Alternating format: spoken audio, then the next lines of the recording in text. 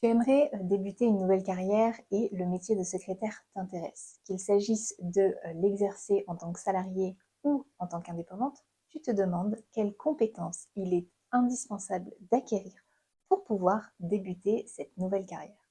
Je suis ravie de te retrouver dans cette nouvelle vidéo dans laquelle je vais te donner les compétences indispensables de base dans n'importe quel exercice du métier de secrétaire qu'il est important et même impératif d'avoir pour pouvoir exercer correctement ce métier. Avant toute chose, si tu ne me connais pas encore, moi c'est Émilie et je suis secrétaire depuis 2010. En 2016, je me suis lancée en tant que secrétaire indépendante et depuis 2020, j'ai décidé d'aider toutes les femmes qui, elles aussi, souhaitent devenir libres grâce au métier de secrétaire indépendante. Si ce n'est pas encore fait, je t'invite à t'abonner à la chaîne pour ne louper aucune autre vidéo et à me rejoindre gratuitement dans mes emails privés pour recevoir énormément de conseils, de renseignements et d'informations sur le métier de secrétaire, mais également sur l'entrepreneuriat. Pour me rejoindre gratuitement, c'est le premier lien dans la description. Alors, pour commencer, l'ensemble des compétences que je vais t'énumérer sont vraiment les compétences essentielles et de base, celles qu'on ne peut pas ne pas avoir si on souhaite exercer un des métiers affiliés au secrétariat. C'est vraiment le socle et sans ça, ça va être compliqué de développer d'autres compétences plus particulières dans des domaines spécifiques. Donc là, on est vraiment sur la base de la base et je t'invite, si vraiment tu souhaites débuter une nouvelle carrière, si tu souhaites te reconvertir, à vérifier soit que tu détiens déjà ces compétences, soit que tu es apte et que tu as envie de les développer pour pouvoir te sentir déjà toi-même à l'aise, mais surtout compétente et performante dans ce nouveau métier. Alors, la première compétence indispensable et surtout à l'heure d'aujourd'hui, c'est la maîtrise des outils informatiques, bureautiques, Internet. C'est de savoir se servir un petit peu de tous ces outils qui sont désormais indispensables dans la majorité des entreprises pour pouvoir fonctionner correctement. Donc, savoir se servir de l'ordinateur, savoir faire de la frappe assez fluide, et surtout se servir de l'ensemble des outils bureautiques qui vont se trouver à l'intérieur et donc les différents logiciels qu'on va te demander très certainement d'utiliser en fonction de chaque entreprise dans lesquelles on peut intervenir. Et même si on ne connaît pas tous les logiciels et tous les outils qui existent, il faut être capable de les prendre en main assez rapidement et donc d'avoir une fluidité de prise en main dans ce type d'outils. Pour Internet, c'est la même chose, il va falloir être capable d'aller facilement sur différents sites sur lesquels on peut se retrouver à aller dans le cadre de l'exercice de notre travail, de notre métier, pour pouvoir faire les bonnes recherches, obtenir les bons renseignements, faire parfois même certaines démarches qui sont désormais indispensables par cet outil. Donc c'est vraiment la base de la base. Ensuite, autre compétence indispensable, ça va être la maîtrise de la langue française, en l'occurrence si on exerce en France. Que ce soit à l'écrit ou à l'oral, il est extrêmement important de maîtriser la langue que l'on va utiliser au quotidien. Parce que dans le métier de secrétaire, que ce soit à l'écrit ou à l'oral, on va forcément devoir écrire ou parler. Et forcément, puisqu'on est un petit peu la première personne généralement de l'entreprise qui est en contact avec l'extérieur, il va falloir qu'on soit apte à communiquer correctement. Ce qui nous emmène à une compétence indispensable qui suit, c'est une bonne communication rapide et efficace. Communiquer de façon efficace, c'est être sûr de bien comprendre ce qu'on va te communiquer, mais également être sûr d'être nous-mêmes bien comprises quand on va devoir faire passer des informations, que ce soit en interne ou en externe. Ça va également découler sur une autre compétence qui va être de savoir rédiger et transmettre. Rédiger tout type de documents. Maintenant, on va moins parler de courrier, on va plus parler de mail, mais ça n'empêche que ça reste un écrit et une rédaction à effectuer. Cette rédaction, il va falloir qu'elle soit propre, qu'elle soit professionnelle, qu'elle soit bien construite et qu'elle puisse faire passer le message qui est nécessaire. Et ensuite, savoir transmettre, c'est bien souvent, et on en revient à Internet, savoir transmettre par l'intermédiaire d'une boîte mail ou savoir exactement comment on va faire partir un courrier par voie postale, quelles sont les normes à respecter sur les différents écrits qui peuvent être encore effectués sur des courriers dits simples. et savoir utiliser les différentes méthodes de transmission parce que dans certaines entreprises, certains domaines, on utilise encore par exemple le fax, ça existe encore.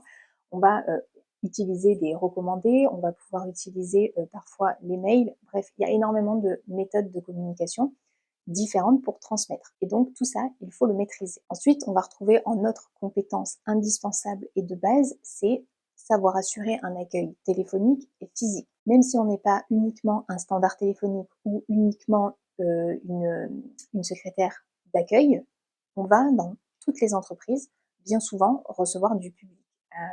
Parfois, certains clients vont débarquer dans les entreprises et encore une fois, la secrétaire est la première personne que l'on va trouver en fait dans l'entreprise. Elle va être le premier interlocuteur avec les personnes qui sont de l'extérieur. Et il va donc falloir pouvoir accueillir correctement la personne qu'on va avoir soit en face de nous, soit au téléphone. Et savoir orienter correctement les personnes qu'on a du coup en communication, savoir leur répondre, savoir comment leur répondre, savoir comment réagir en fonction de certaines interrogations ou de certains comportements qu'on peut avoir. Et donc tout ça, en fait, c'est savoir assurer un bon accueil de manière assez générale. Ensuite, on va pouvoir retrouver le fait de savoir tenir un agenda.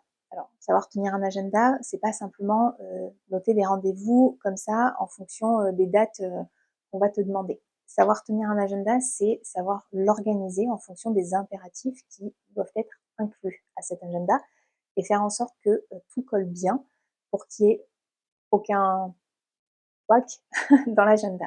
Et donc, forcément, en fonction de l'activité dans laquelle on peut se retrouver à faire ça, il y a une certaine gymnastique à opérer pour être sûr que tout colle. Et là, je vais donner l'exemple des cabinets d'avocats parce que c'est dans ce type de domaine que j'ai beaucoup travaillé et qui nécessitait de savoir gérer un agenda. C'est qu'un avocat va se retrouver parfois en audience et donc ne va pas pouvoir être au cabinet en même temps pour recevoir un client. Et donc, c'est à prendre en compte de savoir à quel moment l'avocat va être présent, pendant combien de temps, à quel moment il doit partir et anticiper le time de chaque rendez-vous, le time du déplacement.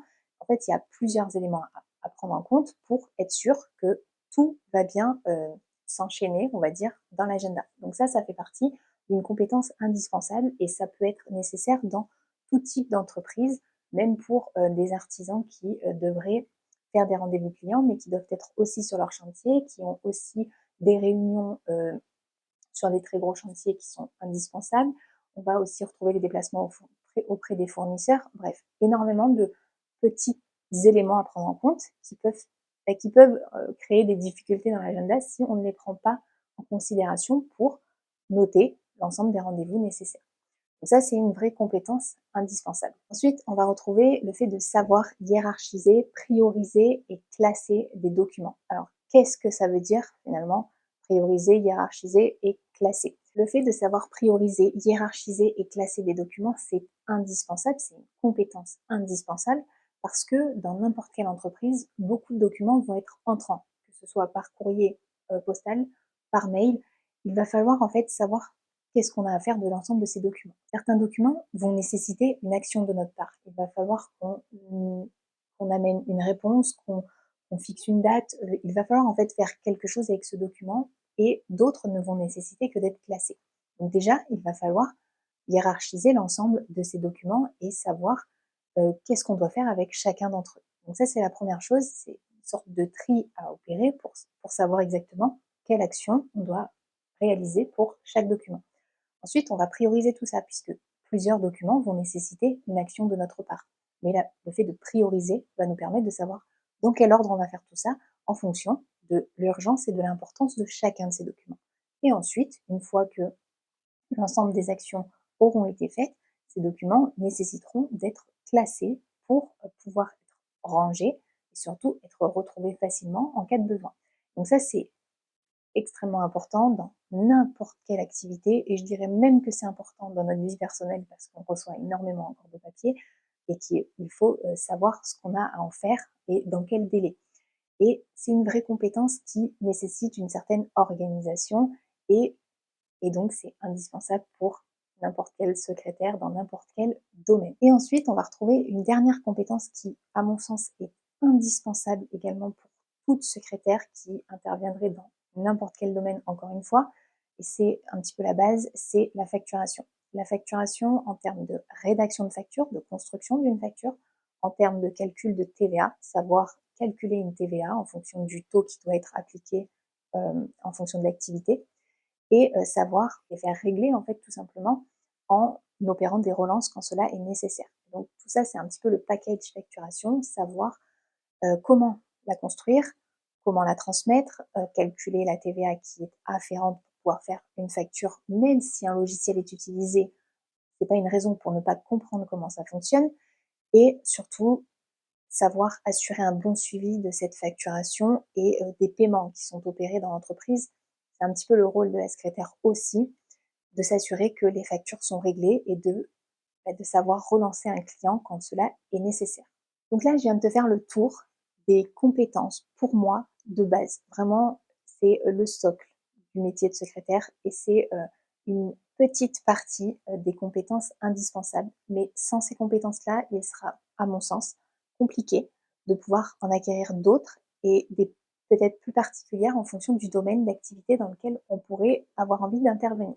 Et donc, bien évidemment qu'en fonction de chaque domaine, de chaque spécialité de métier de secrétaire juridique, secrétaire médical, secrétaire du BTP, il y a énormément de domaines dans lesquels on peut intervenir et dans ce cas-là, d'autres compétences beaucoup plus particulières et spécifiques seront nécessaires. Mais avec ce socle, avec cette base, on a déjà les grandes lignes de ce qu'il est important, indispensable de savoir maîtriser pour pouvoir exercer le métier de secrétaire. J'espère sincèrement que cette vidéo t'aura permis de comprendre quelles étaient les compétences de base et indispensables pour pouvoir exercer ce métier de secrétaire, pour éventuellement une reconversion, un nouveau début de carrière si c'était ton objectif. Dans une prochaine vidéo, je vais développer quelles sont les qualités indispensables à avoir pour être une bonne secrétaire. Alors si ça t'intéresse, n'hésite pas à t'abonner à la chaîne pour ne pas louper la prochaine vidéo et à me rejoindre gratuitement dans mes emails privés pour recevoir énormément de conseils, de renseignements et d'informations sur le métier de secrétaire, mais également sur l'entrepreneuriat. Pour me rejoindre gratuitement, c'est le premier lien dans la description. En attendant, je te dis à très bientôt dans une prochaine vidéo.